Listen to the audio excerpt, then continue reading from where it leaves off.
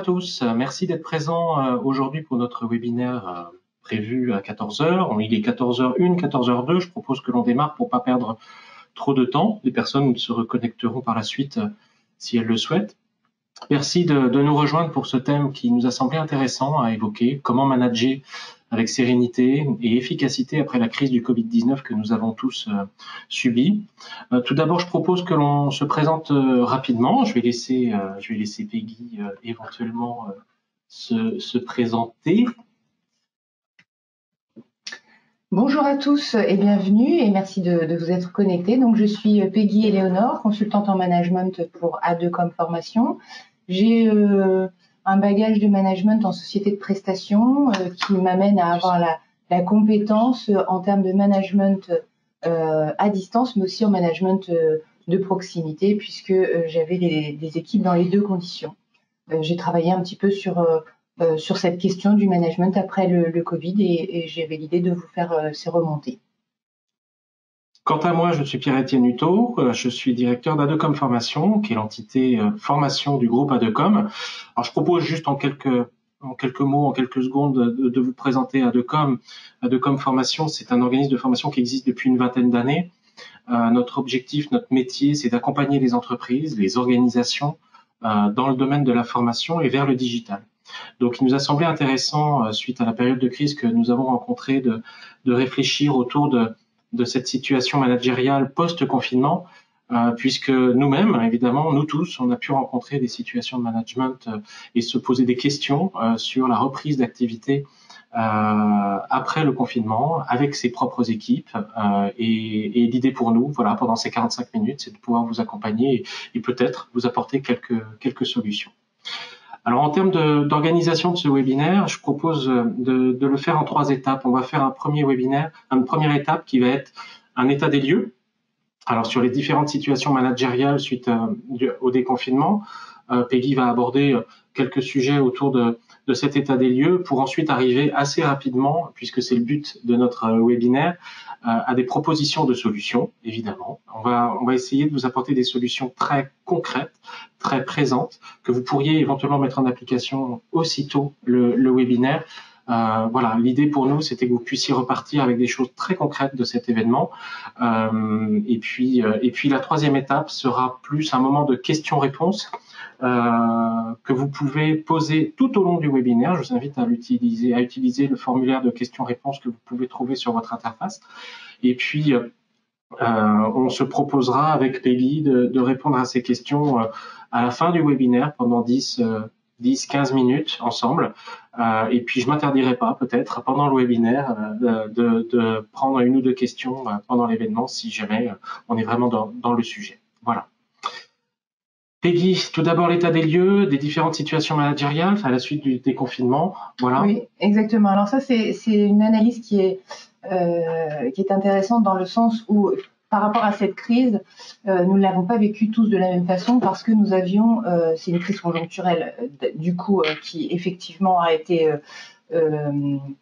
été vécue au même moment par toute la population et par les entreprises, mais les entreprises ne sont pas faites de la même façon. On a des entreprises qui sont des entreprises privées, des entreprises publiques, et du coup avec des obligations qui étaient différentes. Il y a des entreprises qui ont pu continuer leur activité, d'autres qui l'ont continué que partiellement et d'autres qui l'ont totalement arrêtée.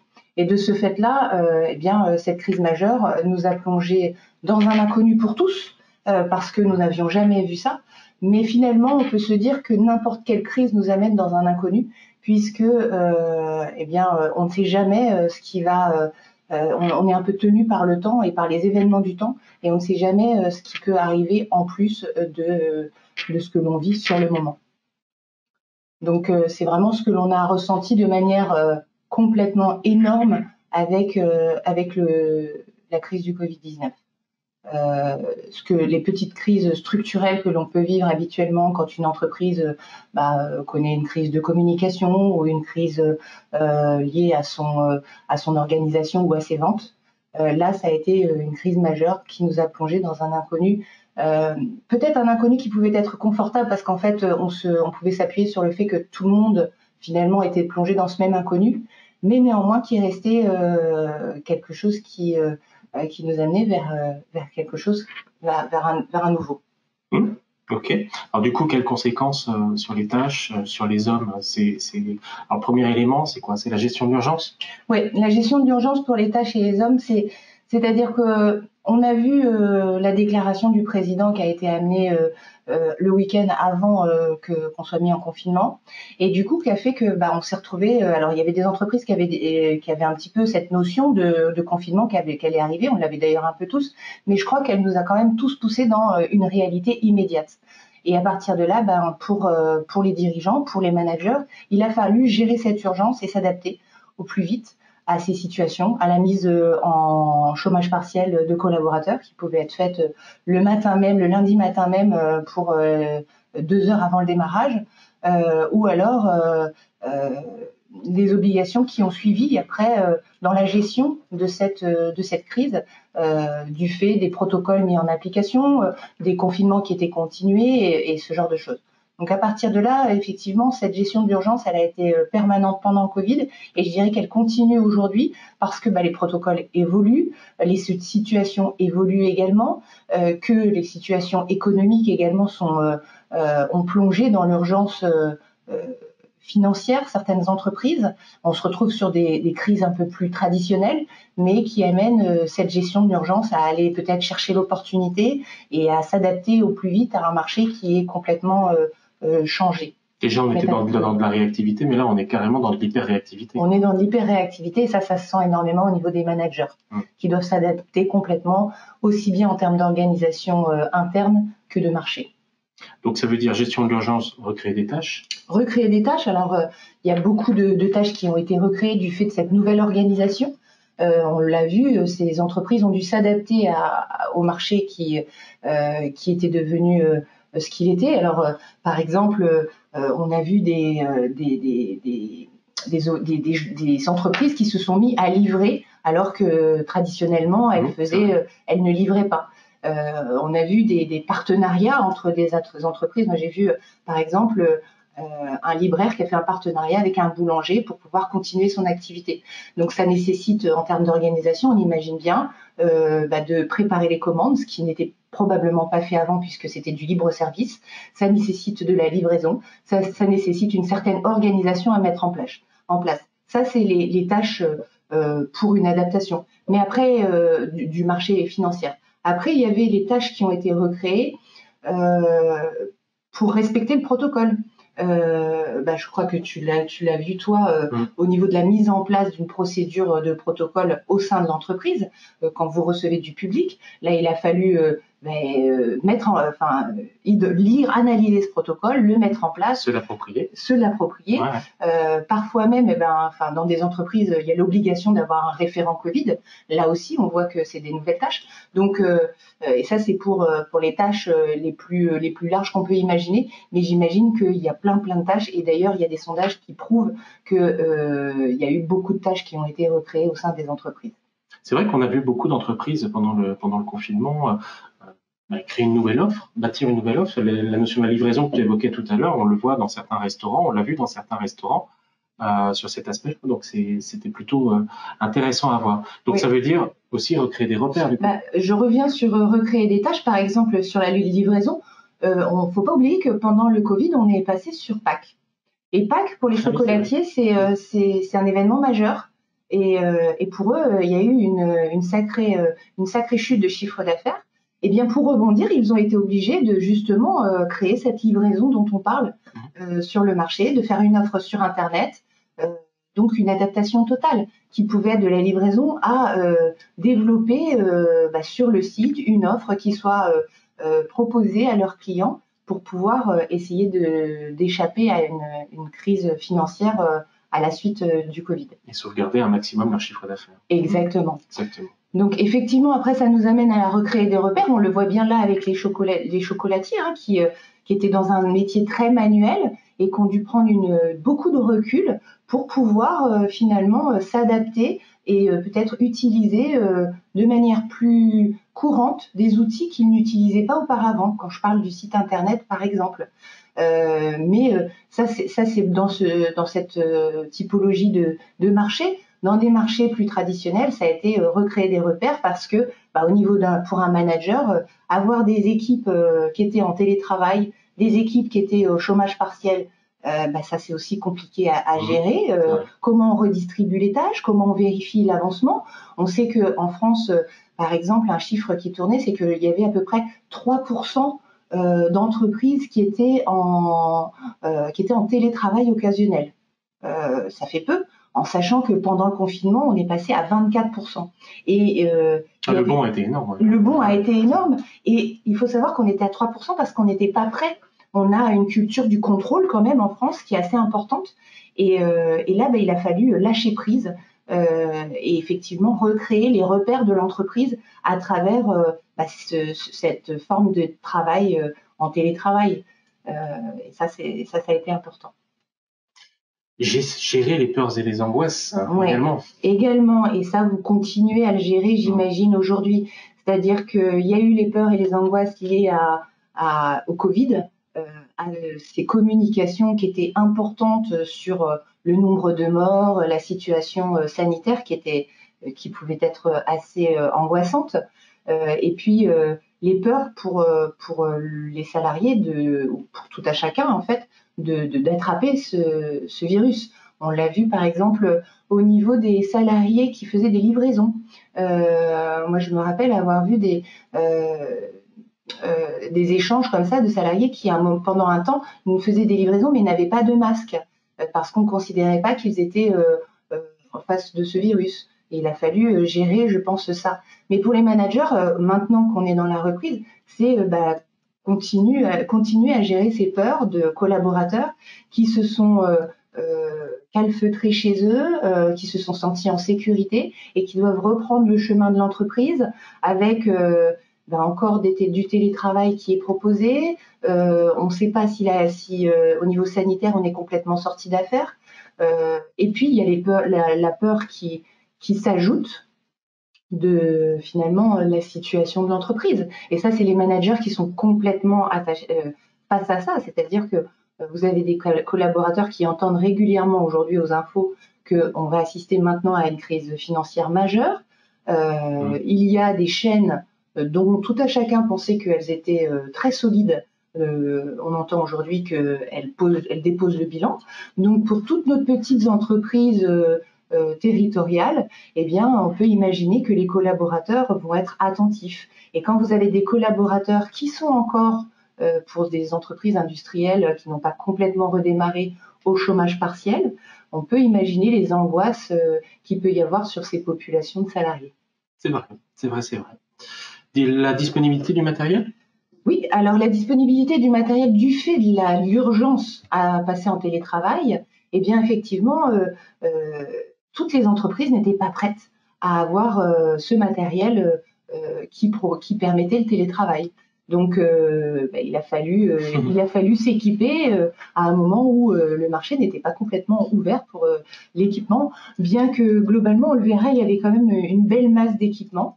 Il y a le matériel informatique, mais il y a aussi le matériel sanitaire qui était nécessaire et qui est aujourd'hui nécessaire, les masques, les visières et tout ce qui va nous permettre de maintenir les gestes barrières. Là encore, c'est du matériel, c'est de l'équipement, c'est comment on réorganise l'entreprise pour pouvoir assurer ces protocoles. On a pu le constater, nous, côté Adecom Resadia, notre branche IT du groupe Adecom, qui a été confronté à une forte demande au début du confinement sur la mise en place de solutions de télétravail, solutions techniques, logistiques, et il a fallu réagir extrêmement rapidement. Donc là, quand des entreprises étaient en baisse d'activité, Adecom Resadia a eu un surcroît d'activité pour mettre en place des outils logistiques. Mais les outils logistiques, on les met en place, mais c'est aussi des outils logistiques qui étaient déjà existants et de les faire s'approprier pour les utilisateurs. Je prends l'exemple d'un ordinateur portable, par exemple. Effectivement, il est toujours équipé d'une caméra. Aujourd'hui, la plupart des ordinateurs portables sont équipés de caméras, mais peu de gens l'utilisaient jusqu'à présent. Je pense qu'il y a pas mal d'utilisateurs qui ont compris comment utiliser une caméra, comment utiliser Zoom pour faire des apéros ou pour travailler. Et notamment, l'appropriation des outils et du matériel a été particulièrement forte à ce moment-là. Ouais, c'est sûr qu'on a fait un pas en avant là-dessus.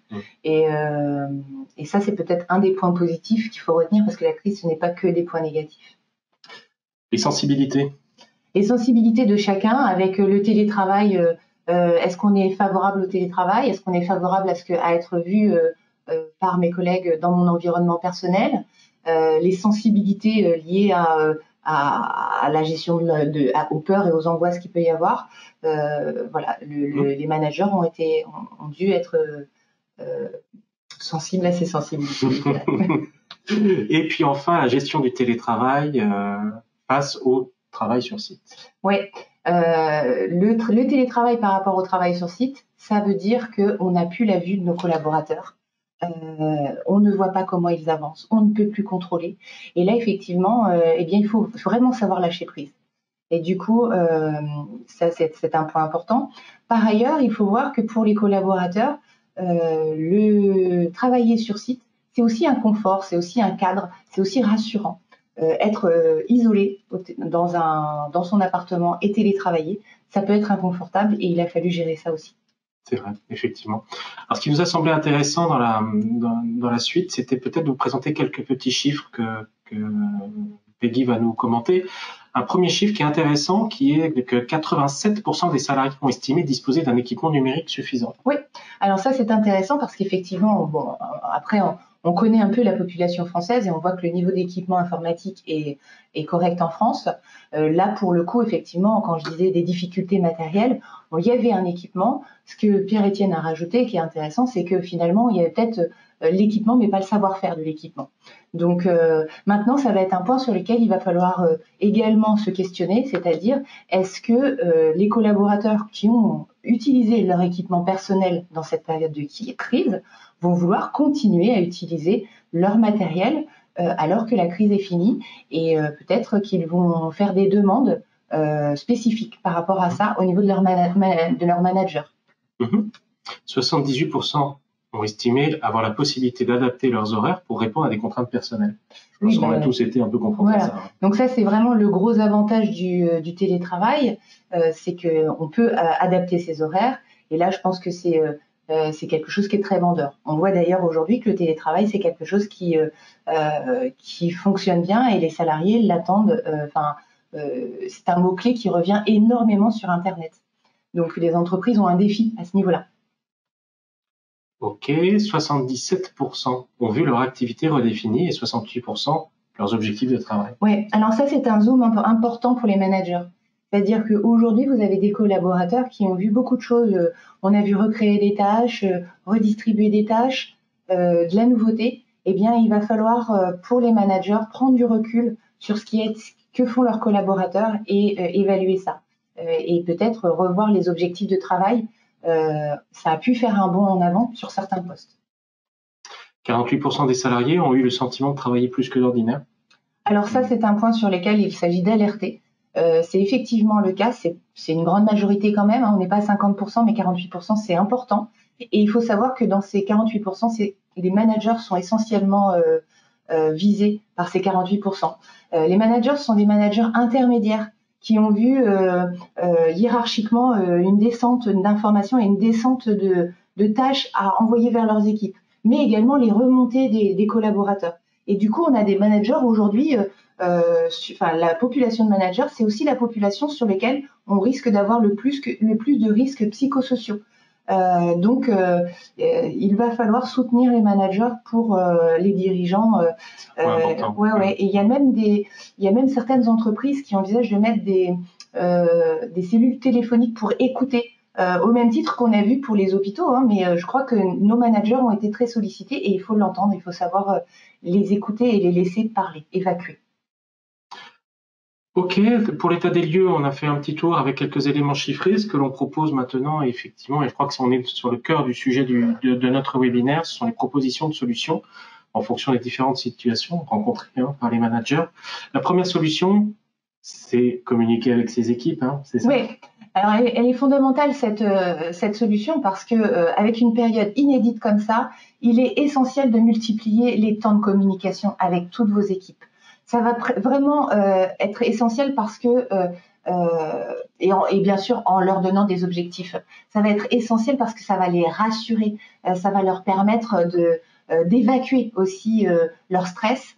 leurs questions, leurs doutes, et vous, ça va vous permettre d'avoir une vraie action managériale, du coup, pour rebondir avec les objectifs que vous allez pouvoir fixer à la suite de cette écoute et de ce que vous allez, de ce qui va émerger de ces communications. Ces communications, il va falloir, les objectifs, il va falloir les expliquer en amont. Potentiellement, vous n'êtes pas obligé de les choisir seuls, les objectifs pour le service. Vous pouvez également les faire émerger de vos équipes. Vous avez des équipes qui sont devenues autonomes, qui ont été efficaces. Parfois, vous avez des équipes qui se sont révélées dans cette période.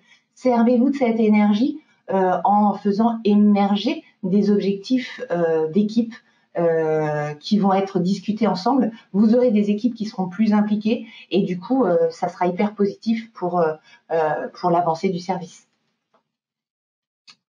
Bien sûr, cette communication, il va falloir être attentif au support que vous allez choisir parce que j'imagine que vous avez utilisé plein de supports divers et variés. Aujourd'hui, la multiplicité des supports que nous avons à utiliser dans le télétravail est énorme. Ça va du téléphone de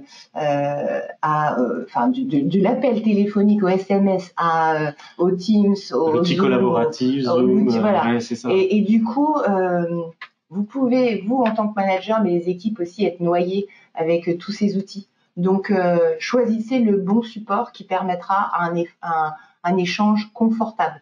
Un levier intéressant, c'est notamment de bien choisir le canal et de se mettre d'accord avec son équipe aussi sur le canal à utiliser par rapport au type de message à transmettre. À quel moment on utilise Teams, à quel moment on utilise le téléphone, est-ce qu'on utilise la visio ou pas dans Teams, de quelle manière on se l'approprie. Mettre des petites règles comme ça peut avoir du sens. Oui, tout à fait. Il faut hiérarchiser vos outils, par exemple, avec des règles de fonctionnement. Par exemple, le téléphone, on veut une réponse tout de suite, donc c'est dans l'urgent. Les outils collaboratifs, c'est plus dans la longueur. Et il faut choisir le bon outil collaboratif. Est-ce qu'on a envie qu'il y ait des traces des échanges qui soient gardés ou pas? Et donc, ça va un peu définir en fonction de votre façon de travailler, de vos objectifs. C'est pour ça que chaque communication nécessite un objectif et puis nécessite le choix du support. Plus elles seront préparées, mieux elles seront vécues par tout le monde. Alors, si on veut respecter le timing, il va falloir qu'on accélère un petit peu. On va proposer la deuxième solution, notamment, qui consiste à rassurer ses équipes. Alors, rassurer ses équipes, eh bien, c'est... Pardon, excuse-moi. J'y vais. En leur donnant la parole. Et là je viens de le dire en fait, vous leur proposez des réunions. J'ai vu ça mis en place par d'autres managers. Ça permet aussi de voir les différents ressentis des collaborateurs. Et là vous êtes dans la conduite de changement, donc il est important de leur donner la parole. En étant à l'affût des changements comportementaux aussi. Vous avez été en télétravail pendant un long moment. Vous savez, vous connaissez vos collaborateurs, vous connaissez leur comportement. Quand vous les revoyez peut-être sur site, eh bien regardez s'il y a des changements comportementaux. Ça peut vous alerter sur la position du collaborateur. Et là, effectivement, il est important de prendre le collaborateur de manière individuelle pour avoir son ressenti de manière plus précis et pour pouvoir l'épauler. Ok, être transparent et disponible. Alors, la transparence, la disponibilité, en tant que manager, vous avez été hyper sollicité. Aujourd'hui, la prise de recul va vous permettre de se dire comment je fais pour que mes équipes qui reviennent au travail sentent que je suis là. Vous êtes encore super sollicité. Donc, ce que je vous propose, c'est de laisser une plage horaire dans votre agenda, une plage horaire qui est consacrée à vos collaborateurs. Ensuite, au niveau des tâches que vous allez vous mettre, parce que vous pouvez mettre une plage horaire toutes les semaines ou 2 par semaine, mais il n'est pas dit que vos collaborateurs vont adhérer tout de suite à la proposition. Donc, proposez des tâches qui soient, faites des tâches qui demandent pas une grosse concentration pour être immédiatement disponible quand vos collaborateurs le souhaiteront. Voilà. Ne pas laisser place aux interprétations. Oui. Qu'est-ce que tu veux dire par là? Eh bien, dans la communication, on peut avoir de l'interprétation qui est élargie si on ne voit pas notre communication comportementale. Et du coup, vous, en tant que manager, vous devez être le plus factuel possible. C'est-à-dire être concret, ne pas avoir d'adjectifs qualificatifs, utiliser le moins possible d'adjectifs qualificatifs, utiliser des chiffres, des pourcentages, des situations concrètes avec quand ça s'est passé, aller vraiment sur ce côté factuel et éviter d'émettre des opinions et des sentiments qui sont, eux, discutables. Il faut savoir que dans la communication, en fait, il y a 3 modes de communication. La communication verbale, voilà, ça sera mieux avec les slides. La communication verbale. Je suis un mauvais assistant, à chercher. Les 7%, nos mots ont un impact de 7% sur ce qu'on dit. Notre voix et notre intonation a 38% d'impact sur ce qu'on dit, et puis 55% et l'impact est fait par notre communication comportementale, c'est-à-dire la gestuelle qu'on va utiliser. C'est juste énorme, hein, ce ratio. Moi, ça m'avait effaré quand tu m'avais présenté ces éléments-là, et c'est vrai que c'est assez surprenant. C'est énorme, et du coup, vous imaginez bien qu'en télétravail, alors que vous êtes centré sur un écran, eh bien, vous perdez une grande partie de ces 93% de non-verbal. Et du coup, c'est en ça qu'il est important de faire attention quand les gens reviennent sur site à leur comportement. Nous, pour notre activité de formation, moi en tant que manager dans l'activité de formation, quand on a mis en place des classes virtuelles rapidement, finalement, pendant la situation de confinement, ce chiffre est quand même assez surprenant et intéressant pour inciter aussi nos participants à utiliser des caméras. Bien souvent, on voit nos jeunes aller en classe virtuelle pendant le confinement ou être allés en classe virtuelle pendant le confinement et en coupant la caméra. On incite fortement à utiliser la caméra parce que l'interaction, elle se fait, et on le voit bien à travers ces chiffres, elle se fait essentiellement aussi à travers le visuel, à travers l'échange, la gestuelle, le comportemental. Et c'est important pour les formateurs, pour la transmission du savoir, la transmission du message. Donc ça, c'est un chiffre qui a été très important à nos yeux dans l'équipe ADECOM Formation. Oui, et du coup, elle est fondamentale aujourd'hui, alors qu'on est en période de changement, que tout le monde vit le changement, que tout le monde va dans ses doutes. Et ça permet... alors, quand vous voyez un changement, surtout, ne soyez pas dans toi, tu te comportes pas comme d'habitude, mais plutôt dans il me semble que, et laissez la parole à votre collaborateur pour laisser sortir tout ce qu'il y a à sortir, et puis ensuite positionner ce que vous pouvez faire avec lui pour recréer un lien et recréer un confort de travail. Tout à fait. Alors, une 5e solution qui peut être intéressante, c'est bien connaître ses points forts et ses points faibles. C'est facile à dire, hein? Ouais, c'est facile à dire, et par les temps qui courent, c'est complètement difficile. Parce que on a vu recréer des tâches, recréer des repères, et bien finalement, ça a fait changer les attitudes de nos collaborateurs, en fait, les compétences de nos collaborateurs, et du coup, et de nous-mêmes. Et du coup, en fait, il s'agit de prendre du recul et d'analyser à travers peut-être moi, ce que je propose en organisation, généralement, c'est une marguerite de responsabilité, où là, on va évaluer nos collaborateurs. Enfin, on va d'abord analyser les tâches qui ont été faites pendant ce confinement.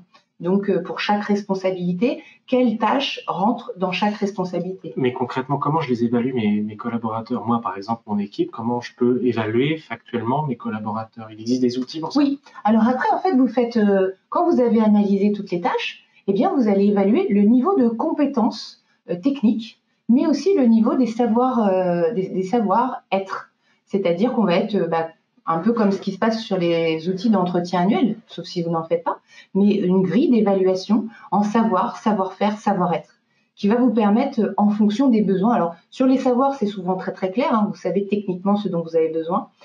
Sur les savoir-faire, en fait, vous savez l'expérience qu'il est nécessaire d'avoir, l'autonomie. Et puis, l'autonomie est peut-être également déjà un savoir-être, c'est-à-dire la capacité à avoir un bon relationnel, à être force de proposition, à être dynamique, à être positif. Voilà, vous allez évaluer vos collaborateurs pour savoir qu'est-ce que cette situation a fait ressortir de vos équipes, qu'est-ce qui a bien fonctionné et qu'est-ce que j'ai besoin aujourd'hui au niveau de mes équipes et de mon service. Une question d'ailleurs qui apparaît là, à l'instant, je me permets d'intervenir. Le collaborateur doit-il participer à sa propre évaluation? C'est toi qui l'évalues en tant que manager ou alors c'est vraiment le participant qui s'auto-évalue ou c'est une évaluation des deux? Enfin, voilà. Alors, ça peut être les deux peuvent être acceptables en fait. Hein. Ça dépend du style de manager que vous êtes. Ça, c'est vrai que en premier lieu, le faire en tant que manager pour soi et pour savoir quels sont vos besoins, pour vos objectifs d'ailleurs, les objectifs que vous allez définir, c'est fondamental d'avoir une vue sur votre équipe. Après, que vous le fassiez par vous-même, que vous ayez votre propre vue ou que vous en discutiez avec le collaborateur, eh bien, c'est aussi intéressant. Alors, généralement, il y a l'entretien annuel ou l'entretien professionnel qui est ce moment d'échange entre le collaborateur et le manager où vraiment, là, on va se dire, est-ce qu'on est en adéquation sur ce qu'on pense sur ce que le manager pense du collaborateur et sur ce que le collaborateur pense de lui, afin de fixer les objectifs. Donc voilà, c'est à votre guise, mais en tant que reprise, je dirais, ce qui est fondamental, c'est que le manager fasse l'exercice, en tout cas, qu'il ait une vue claire. Il existe des grilles, hein. On a des grilles à disposition. Si jamais vous souhaitez, vous étiez intéressé pour avoir des exemples de grilles d'évaluation, n'hésitez pas à reprendre contact avec nous en fin de présentation ou même plus tard, vous aurez nos coordonnées si vous le souhaitez. Mais on pourrait éventuellement vous transmettre des exemples de grilles d'évaluation permettant de vous aider, vous, en tant que manager, dans votre situation et de vous permettre d'évaluer vos collaborateurs. Donc, on a vu ces capacités au niveau de l'équipe, des collaborateurs. Il faut aussi connaître vos capacités, même si je pense que vous en avez une bonne idée, en termes de matériel, en termes de finances et en termes de solutions proposées. Qu'est-ce qui a bien fonctionné? Quels sont les axes d'amélioration? Par exemple, je vais reprendre l'idée du chocolatier, mais si le chocolatier qui... J'adore le chocolat. Je pense qu'on est pas mal à ce niveau-là. Mais si je suis chocolatier, que j'avais l'habitude de fonctionner que dans mon magasin et que j'ai mis la livraison en place, que je faisais la livraison seule avec mon petit véhicule, il va peut-être falloir que j'investisse dans un véhicule pour développer mon activité et du coup, qu'est-ce que je vais en faire quand il va être inutilisé. Et là aussi, ça va demander une nouvelle analyse, une nouvelle stratégie, des nouvelles tâches à mettre en place. C'est vrai. Une sixième solution qui peut être intéressante, tu évoques être équitable vis-à-vis de l'équipe. Oui, alors vous avez eu des équipes qui étaient, je le répète, soit en chômage partiel, soit en télétravail, soit complètement en présent. Si vous avez eu un mix au niveau de vos équipes, eh bien, il s'agit vraiment de recréer de la visibilité sur le projet commun de l'entreprise, de votre service déjà. C'est-à-dire de recréer de la cohésion au niveau de vos équipes. Certains peuvent s'être sentis coupables d'être en chômage partiel, alors que d'autres pouvaient avoir le sentiment que c'était toujours les mêmes qui étaient sollicités parce qu'ils étaient présents dans l'entreprise. Le fait de pouvoir échanger à ce propos et de donner de la visibilité, alors ça à travers un travail commun, eh bien ça peut redonner ce côté équitable. Et puis vous pouvez également proposer définir un objectif pour le coup qui est complètement propre à votre équipe. Pas de service, mais un objectif propre à votre équipe.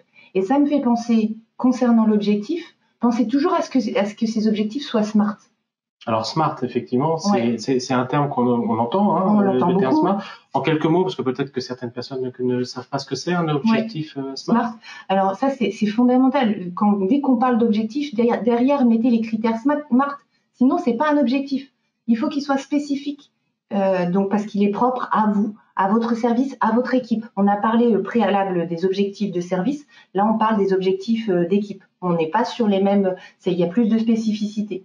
Il faut qu'il soit mesurable. Ça, c'est le côté quantifiable, indicateur. Les managers, pour piloter, ont besoin des indicateurs.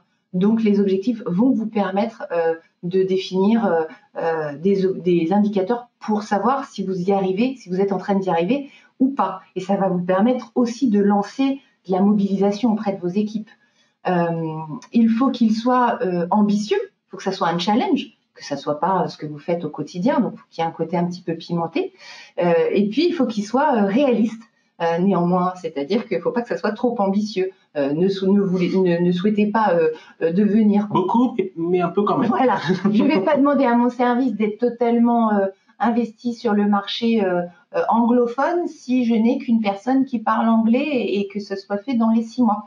Hein. Donc soyez réaliste. Et puis il faut que ça soit inscrit dans le temps aussi, parce que comme ça vous donne la visibilité entre les indicateurs et puis le temps.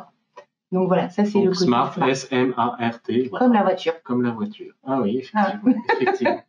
Un 4e point pour être équitable. Oui, alors définir des règles de fonctionnement. Alors ça, je pensais plus à des règles de fonctionnement qui vont être valables pour tout le monde. C'est-à-dire, j'en reviens un petit peu à la communication et du coup, ça nous permet de boucler la boucle. On a parlé de tous les outils, de tous les supports, de tous les modes de communication, de tous les échanges différents que vous pouviez avoir avec vos équipes. Eh bien, certains managers ont pu se sentir illégitimes dans certains appels vis-à-vis de leurs collaborateurs, sollicitations. Et c'est pour ça que définir des règles de fonctionnement qui sont écrites et qui sont visibles par tous, eh bien, légitimise aussi bien le manager que les collaborateurs. Et du coup, peut-être qu'on met en retrait ce côté contrôle, mais juste règles de fonctionnement. C'est-à-dire, par exemple, on pouvait peut-être se sentir illégitime d'appeler un collaborateur à 9 heures parce que derrière, on peut imaginer que le collaborateur se sente contrôlé. Eh bien non, si derrière je mets à partir de maintenant, si on est en télétravail, sachez qu'on fera une petite réunion tous les matins à 9 heures, de manière individuelle ou groupée, eh bien là, ça enlève toutes les questions. Donc, si vous avez eu des freins, voilà comment vous pouvez débloquer les freins en éditant des règles de fonctionnement. Discutez avec l'équipe ou pas. Plus elles sont discutées avec l'équipe, plus vous impliquez vos collaborateurs. Que de solutions, que de solutions. J'espère pour vous, ouais. Alors en résumé, effectivement, si on reprend les solutions les unes derrière les autres, communiquer avec ses équipes. Alors là, on est sur la solution fondamentale numéro 1, hyper importante. Vous êtes des managers. Le manager, à la base, communique avec ses équipes. En situation de changement, il communique encore plus avec ses équipes. Rassurer ses équipes.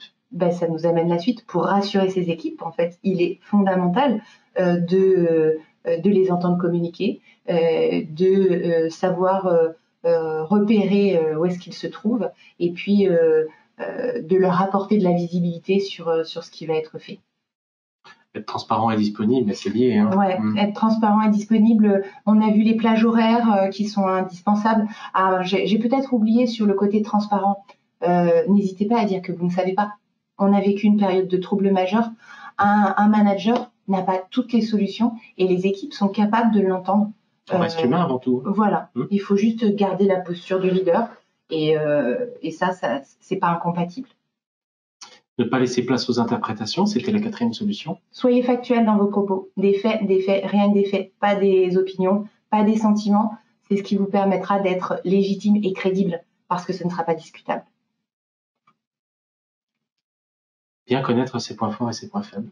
Évaluez vos équipes, évaluez vos ressources, je dirais de manière générale, équipe, matériel, et sachez ce sur quoi vous devez vous concentrer pour faire améliorer le niveau de manière générale de votre service ou de votre entreprise. Et puis être équitable vis-à-vis de l'équipe.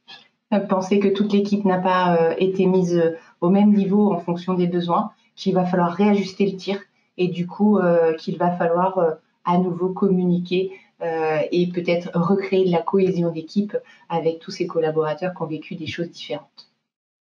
Voilà 6 réponses, 6 solutions qui sont assez concrètes dans les apports que l'on peut vous fournir aujourd'hui à travers ce petit webinaire. Évidemment, on pourrait détailler de manière beaucoup plus complète chacune de ces solutions, aller encore un peu plus loin sur chacune de ces solutions. Mais là, l'idée ici, c'était vraiment de vous présenter des solutions qui soient, on l'espère, parlantes, concrètes, opérationnelles, pouvant être mises en œuvre très très rapidement. Si vous avez des questions, des réponses, vous souhaitez des réponses rapides, évidemment on se tient à votre disposition. Je vois qu'il y a quelques questions qui sont arrivées, on va regarder cela. N'hésitez pas, on est là, voilà, pendant quelques minutes encore pour pouvoir répondre à vos questions, si vous le souhaitez, à travers les différentes problématiques que vous pourriez rencontrer, ou si vous avez des conseils à demander. Voilà.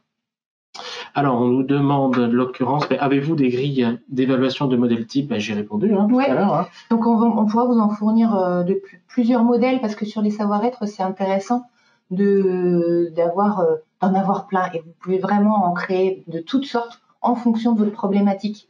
Là, c'est vraiment en fonction. Je vous invite quand même à réfléchir à vos besoins.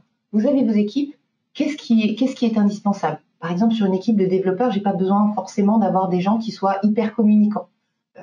Forcément, je sais pas. Après, peut-être. Mais ce qui va être plus problématique sur une équipe de commercial, où là, j'ai quand même besoin d'avoir une dynamique relationnelle potentielle et de communication.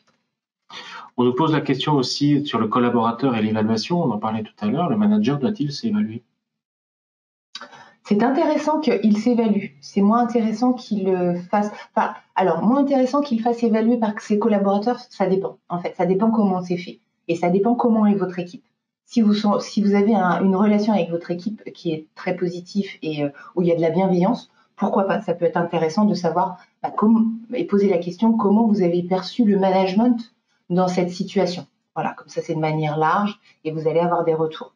Bien évidemment, c'est intéressant d'avoir une évaluation du management, du manager, et peut-être que ça aussi, c'est une relation à avoir avec votre N+1, soit le dirigeant, à savoir comment lui, il a eu le sentiment que vous avez géré la crise, pour pouvoir connaître aussi les axes d'amélioration attendus par l'entreprise. Vous êtes dans une entité, donc il n'en reste pas moins que c'est l'entité c'est la force de l'entité vers laquelle vous devez vous tourner. Donc, un peu comme un 360, oui, c'est intéressant que le manager s'évalue. Ça permettra de savoir où il doit poser ses efforts. 360 degrés. Ouais, 360 degrés. Une autre question qui est intéressante, effectivement, comment gérer les nombreuses demandes de télétravail au sein de mes équipes depuis le confinement?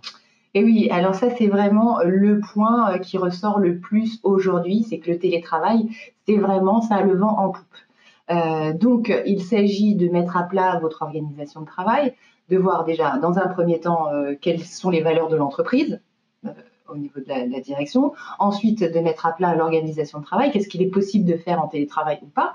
Il y a vraiment des choses qui ne sont peut-être qui sont moins possibles à faire en télétravail. Et puis de voir de quelle manière vous souhaitez le mettre en place. Ça va être propre à vous. Après, comment le gérer? Je dirais qu'il s'agit vraiment de récupérer toutes les demandes, de dire qu'il y a un travail qui est fait. Et si vous faites un choix, ce que je vous indiquerais de faire, c'est mettez le plus en avant possible les critères de sélection qui ont été mis en place pour définir les règles de télétravail, pour qu'il n'y ait pas de frustration, que ça soit objectif, que les gens factuel, voilà, factuel, que les gens n'aient pas le sentiment que oui, on a préféré un tel parce que, mais non, que ça soit défini à la limite en amont. On entend vos sollicitations, on va les étudier, et pour ce faire, on aura des critères spécifiques pour les étudier. Ça peut être une piste de travail, et puis d'ores et déjà, dès le début, peut-être de dire que toutes les demandes ne seront pas honorées. Voilà.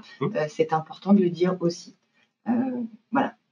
Mais effectivement, c'est la problématique à venir. Il faut savoir aussi qu'il y a des entreprises dont les collaborateurs sont super contents de revenir travailler. Parce que comme je l'évoquais tout à l'heure, le cadre, finalement, là, on a été dans une situation où on était tous dans ce confort, et puis on était aussi avec nos familles.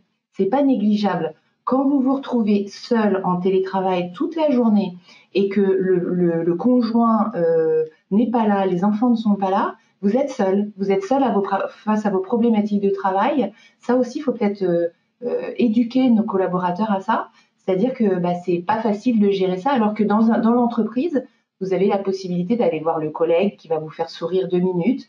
Vous avez les rituels de la machine à café qui sont confortables. Si important. Et du coup, c'est aussi une deuxième approche qu'il faut montrer à nos collaborateurs. Ils ont été dans un confort, mais parce qu'ils étaient dans un cocon aussi familial parfois, qui était aussi accepté par l'entreprise et par le marché, du fait qu'on l'était tous. Demain, voir notre enfant passer, ça sera peut-être moins accepté parce que là, on sera dans une normalité de télétravail. Il y avait une acceptation qui était assez naturelle pendant ce confinement parce qu'on était tous dans la même situation. Voilà. Ouais. Alors une question, proposez-vous de l'accompagnement pour des managers sur ces sujets, justement? J'ai envie de dire, bien évidemment, bien sûr, c'était pas l'objectif de ce webinaire, mais bien sûr, on propose des accompagnements sur ce sujet, sur des sujets thématiques, mais aussi des parcours qu'on appelle parcours management post-crise, qui se font de différentes manières sur différents formats. Donc, bien évidemment, on se propose d'être à votre disposition si jamais vous le souhaitez. Avez-vous des conseils concernant le leadership, la posture de leader? Comment l'entretenir à distance? Oui. Alors, cette posture de leader, elle a été encore plus importante dans la crise. Et de toute manière, elle était devenue majeure aujourd'hui au niveau du management. C'est-à-dire qu'on n'attend plus des managers que ce soit juste des gestionnaires. On attend des managers qui apportent une dynamique au niveau de l'équipe, qui apportent une vision.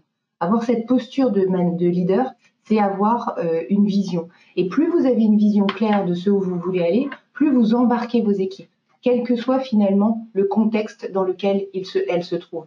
Donc, cette posture de leader, elle se travaille, on parle de leadership, donc de celui qui